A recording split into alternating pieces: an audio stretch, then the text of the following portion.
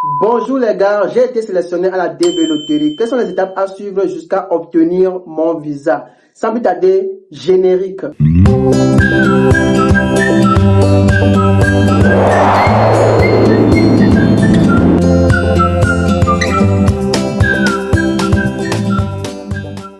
Si tu as été sélectionné à la DV Loterie, bienvenue sur cette page. Ici, je vais te montrer les étapes à suivre jusqu'à obtenir ton visa après avoir été sélectionné à la DV Loterie sans agence de voyage. Déjà, si tu as été sélectionné et le jour de la programmation des résultats, ok, et tu consultes et tu as été sélectionné à la DV Loterie, quelles sont les étapes? La première étape, c'est de vérifier ton passeport. Est-ce que ton passeport est déjà fait? Si ton passeport n'est pas encore fait, alors tu dois te rendre rapidement au service des passeports pour établir ton passeport parce que c'est la carte de ton voyage. C'est avec le passeport que tu peux remplir la DS 260.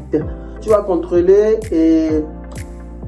ta lettre de DV Loterie pour voir ton case number. Est-ce que ton case number est compris entre 1 et 55 000 ou bien ça dépasse? Ok? Et même si ça dépasse, tu dois toujours remplir la DV Loterie. Et ici, je tiens rapidement à vous expliquer que si tu as été sélectionné à la DV Loterie, cela ne te garantit pas un visa. Donc, avant d'obtenir un visa, il faut suivre un processus jusqu'à obtenir le visa. Et il y a ce qu'on appelle les requirements, comme avoir le bac, avoir les sponsors, avoir une adresse d'hébergement. Voici les critères pour obtenir le visa. Si tu as les trois critères, c'est bon. Ton visa est assuré, garanti. Ok. Une fois après avoir contrôlé ton passeport et que ton passeport est déjà fait et disponible, ok, ton passeport, tu as vérifié que la validité de ton passeport ne soit pas moins de 6 mois ou même moins de 1 an. Si ton passeport est moins de 1 an, on va refaire un autre passeport. Tu peux faire un passeport, mais ce n'est pas expiré, tu peux encore refaire un autre passeport, ok. Il faut que la validité soit au moins de 1 an, ok. Et donc, pour dire quoi, l'ambassade demande 6 mois le jour de votre interview. Donc, s'il n'y a pas 6 mois, désolé, on va vous renvoyer. Et qu'est-ce qu'il faut faire? Il faut remplir ce qu'on appelle la DS 260. Et dans la description de la vidéo, je vais mettre en description le lien de la DS 260. Ok? Pour remplir la DS 260, vous pouvez suivre les instructions que j'ai données en description. Cliquez sur le lien, sélectionnez votre pays et accéder à la page de la DS 260. Ce n'est pas compliqué, vous devez le remplir. Après avoir contrôlé ton passeport et que ton passeport est OK, maintenant qu'est-ce qu'il faut faire? Il faut commencer par chercher une adresse aux États-Unis. Ok? Il faut commencer par écrire à tes oncles, à tes tantes ou bien à tes amis qui sont aux États-Unis ou bien des connaissances. Ok? Des connaissances qui sont aux États-Unis, dis-leur que tu as été sélectionné à la DV Loterie et que tu as besoin de leur adresse, leur numéro de téléphone, leur nom complet pour remplir ta DS parce qu'il te faut une adresse d'hébergement que tu viendras rester chez eux si tu obtiens ton visa. Ok? Ils vont te fournir l'adresse d'hébergement. Tu n'as besoin que de ça d'abord. Ok?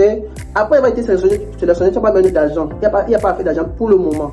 Pour le moment, il n'y a pas à faire d'argent. Ce qu'il faut faire, c'est de remplir la DS avec l'adresse de ton hébergeur. Ok, celui qui va t'héberger aux États-Unis une fois que tu as obtenu ton visa. Ok, donc tu peux écrire n'importe qui, c'est pas forcément un membre de famille, tu peux écrire n'importe qui. Ok, que tu sais qu'il est aux États-Unis, mais qui a un statut valide aux États-Unis, qui a les papiers. Ok, qui n'est pas un criminel. Tu peux lui écrire, lui demander humblement: ah, j'ai été sélectionné à la DV Loterie, est-ce que tu peux m'aider? Tu peux m'héberger, mais tu peux m'aider avec l'adresse d'hébergement. S'il te dit oui, alors il va t'envoyer des informations. Quoi? Quelles sont les informations qu'il va t'envoyer?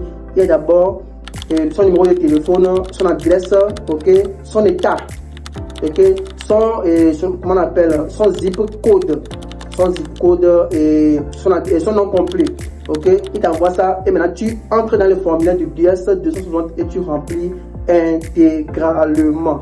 Les gars, c'est simple, non? Ok. Et dès que tu te connectes à la DS 260, tu remplis les informations. Tes informations, comme tu les as rentrées lorsque tu étais en train de jouer à la DV Loterie, les informations sont rentrées. Ok, si tu as joué en tant que célibataire, remplis en tant que célibataire. N'ajoute personne. Ok, sinon tu perds ta chance de pouvoir gagner. Ok, tu remplis la DS. Là, on te demande l'adresse de l'hébergeur. Tu mets l'adresse de l'hébergeur là-bas. Ok, tu make sure that all information are all correct. Ok. Et ensuite, après avoir rempli la DS 260, vous soumettez la DS, vous envoyez, ok? Et vous tirez la page de confirmation que vous gardez à côté. Ça, c'est votre premier document que vous devez garder à côté. Ok? Et aussi, j'ai oublié un truc, il ne faut pas blaguer avec email. Avec l'email que l'employeur va vous envoyer les informations que vous devez suivre pour pouvoir obtenir le visa. Donc, c'est très important l'email. Ok? Donc, après avoir rempli la DS 260, maintenant, qu'est-ce qu'on fait?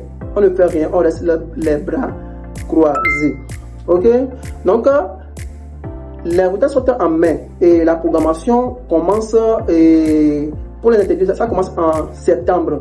Donc, si tu as été sélectionné en mai, la programmation pour les interviews commence en septembre en fonction des case numbers. Un case number, c'est un numéro qui vous est attribué quand vous êtes sélectionné à la développerie. Un numéro d'ordre, un numéro de passage. Ok? Donc, ça va entre 1 et 100 000. Ok? C'est à cause de ça qu'il doit programmer les interviews. Donc, une fois que tu as été sélectionné, tu auras forcément quelque part un numéro de dossier ou bien case number à côté et tu vas avoir ton case number. Ok? Et quand les interviews commencent, et après avoir rempli la DS, tu commences et après un mois, ok, pratiquement, tu n'as pas encore besoin d'argent. Tu commences rapidement à chercher les documents à mettre à côté. Et le casier judiciaire, tes diplômes, le diplôme du bac. C'est très important. Le diplôme, pas attestation, le diplôme du bac. Il faut aller à l'office du bac, aller retirer le diplôme du bac, vous mettez à côté et vos documents originaux, acte de naissance, nationalité, etc. Vous devez mettre tout ça là à côté. Et acte de mariage si vous êtes marié. Ok? Ensuite, après avoir rassemblé les documents, ok, après avoir rassemblé les documents, commence à chercher un sponsor. Et pour affaire de sponsor, c'est celui qui va qui atteste devant le consul que il est prêt à vous prendre en charge aux États-Unis pendant 6 mois. Le sponsor est différent de l'hébergeur. Un hébergeur peut décider de vous héberger et de vous sponsoriser. Ok? Comme un sponsor aussi peut décider seulement de vous sponsoriser, mais vous-même allez chercher une adresse d'hébergement. Donc c'est différent, il faut mettre la différence entre l'hébergement et le sponsor. L'hébergement, c'est une personne qui envoie son adresse. C'est là où vous devez rester aux États-Unis. Ok? Une fois après avoir obtenu le visa. Ok? C'est là où vous devez aller rester. Et si cette personne envoie son adresse, vous devez remplir la DS avec ça. Ok? C'est la première des choses. Et vous devez maintenant lui demander s'il peut vous sponsoriser. Un sponsor, c'est quoi? Un sponsor doit remplir un document en ligne. Je prends un document en ligne, je mettrai le lien du document en description. Ok? Le document que le sponsor doit remplir, je le mets en description de la vidéo où tu peux aller télécharger et envoyer à ton sponsor. Qu'est-ce que tu as dit à ton sponsor? Dis-le que tu as été sélectionné à la développerie et que tu as besoin qu'il te sponsorise. Donc, il remplit le document qui t'envoie en format PDF que tu tires le jour de ton interview. Le sponsor, ce n'est pas tous les pays qui ont besoin de sponsors. Pour l'ambassade du Togo, de la Côte d'Ivoire, du Sénégal, etc., pour tous les autres ambassadeurs des USA, il te faut un sponsor après avoir été sélectionné à la développerie. Mais pour l'ambassade du Bénin, du Cotonou, l'ambassade des USA au Bénin, ok, il te faut juste l'hébergement. Dès que tu as l'hébergement, tu remplis ta DS avec l'hébergement, il n'y a plus à faire de sponsor. Il n'y a plus à faire de chercher un sponsor, non. Mais pour les autres ambassades, comme l'ambassade des États au Togo, en Côte d'Ivoire, au Mali, au Cameroun, là il te faut un sponsor. Donc, tu vas dire à la personne au stade pour qu'il te sponsorise. Une fois que ta DS est remplie et que tu as cherché l'adresse d'un sponsor et tu l'as écrit et il est prêt à te sponsoriser, à t'envoyer les documents de sponsor, qu'est-ce qu'il faut faire? Il faut commencer à chercher de l'argent parce que qu'est-ce qui vient après, c'est la visite médicale. Avant d'aller faire la visite médicale, il te faut une lettre, on appelle une seconde lettre. Donc l'ambassade va t'envoyer une lettre, ce qu'on appelle la seconde lettre. C'est avec cette lettre-là que tu peux aller faire la visite médicale. Est-ce que vous comprenez? Quelqu'un comprend quelque chose? Donc après il va remplir la DS, après il va chercher les documents, mettre à côté, après il va chercher un sponsor, ok? On reste patient. On reste patient. Et lors des programmations qui commencent en septembre, ok? Et tu as par exemple un programme de 1 jusqu'à 100 000 personnes. Donc il faut passer ton tour. Ton case number va arriver et tu vas recevoir une lettre qu'on appelle la seconde lettre. C'est avec cette lettre-là que tu vas faire et que tu pourras maintenant te rendre dans un hôpital pour pouvoir faire la visite médicale. Ce n'est pas dans n'importe quel hôpital, c'est un hôpital agréé par l'ambassade des USA dans votre pays. Ok, donc le jour où vous allez recevoir votre deuxième lettre, il y aura un mail pour vous indiquer qu'il faut aller faire la visite médicale dans tel hôpital. Ok, voici les hôpitaux agréés par l'ambassade des États dans votre pays. Donc il faut aller là-bas, aller faire votre visite médicale. Ok, donc arrivé là-bas, vous devez scanner la copie de votre passeport et de votre deuxième lettre, aller déposer là-bas, payer les frais et puis on va programmer pour une visite médicale. Et une fois la visite médicale est prête, on va vous contacter de venir prendre les résultats. Et dès que vous prenez les résultats, vous ne devez jamais ouvrir ces résultats-là, vous devez laisser ça scellé comme ça, comme on vous a remis. Ça doit rester scellé, n'ouvrez jamais la visite médicale. Ok, mais il y a dans certains pays, on vous dit que non, de partir, que eux-mêmes vont envoyer le résultat de la visite médicale vers l'ambassade eux-mêmes. Ok, donc là, vous suivez aussi les consignes là, ça dépend. Ok, une fois que la visite médicale est prête vous avez déjà reçu votre seconde lettre. Donc dans votre seconde lettre, il y a ce qu'on appelle le jour de votre interview. Le jour de votre date d'interview est écrit là-bas. Ok, on peut vous dire ok, pour aller voir l'interview, telle date, donc vous devez vous conformer à ce qu'on a écrit là-bas, le jour qu'on va programmer. Ok, donc sans la deuxième lettre, vous n'allez pas aller faire la visite médicale. Vous devez toujours attendre la deuxième lettre avant d'aller faire la visite médicale. Donc sur la deuxième lettre, il y a ce qu'on appelle le jour de l'interview. On vous écrit le jour de l'interview, là vous devez faire la visite médicale. Donc il y a tout ça, donc c'est pas un truc à aller voir une agence pour ça. C'est simple et comme bonjour. Si vous comprenez. Et après ça, le jour de votre interview, vous devez vous préparer. Même dans le mail, il y aura les documents préparés pour l'interview. Donc, il n'y a pas de panique. Une fois que vous allez vous participer à votre interview, on vous pose les questions que vous répondez.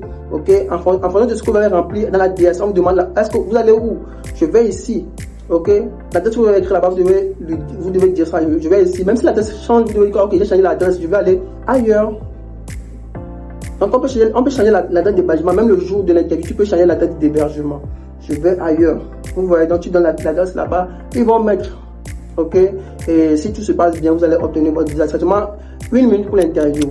Ok.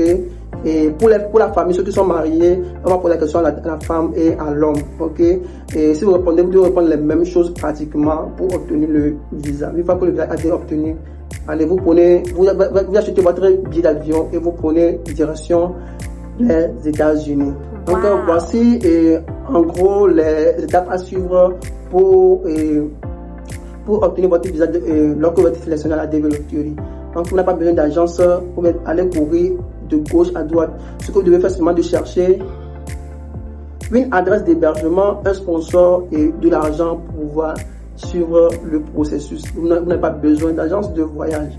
Et je tiens à préciser que le sponsor ou bien l'hébergeur n'est pas forcément un membre de la famille. N'importe qui peut vous héberger pour vous sponsoriser. Merci d'avoir suivi cette vidéo. Abonnez-vous à mes pages TikTok et Facebook, YouTube, toujours le même nom, Didier Abrams.